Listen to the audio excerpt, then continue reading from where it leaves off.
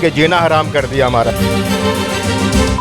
یہ بہت لوگ ہیں یار، انہوں نے بہت پریشان کیا ہوا بھائی.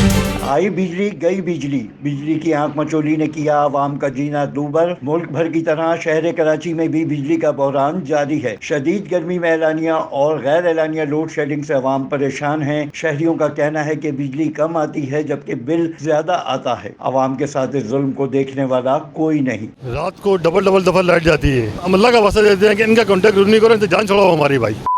یہ بہت لوگ ہیں یار، انہوں نے بہت پریشان کیا ہوا بھائی. سارا دن میں جو ہے بل مطلب جو بجلی جو مشکل 8 سے 10 گھنٹے بجلی ہوتی ہے اور بل جو ہے تقریباً 3-4 ہزار کا بل آتا ہے. ہمیں سمجھ یہ نہیں آتی جب بجلی استعمال ہی نہیں ہو رہی، روز کی مطلب ڈیلی جو 6-7-8 گھنٹے مطلب لوڈ شیڈنگ ہو رہی ہے، غیر اعلانی جو لوڈ شیڈنگ ہو رہی ہے، اور بل جو ہے اسی طرح پراپر وہی بل آ رہا ہے. جو روٹین کے مطابق لائٹ ہے اس کے علاوہ لوڈ شیڈنگ اتنی کر رہے ہیں کہ جینا حرام کر دیا ہمارا.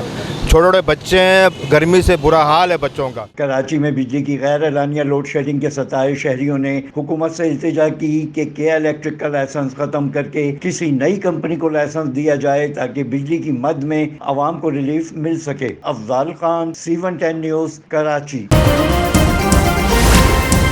C110 نیوز، خبر کی اصل خبر.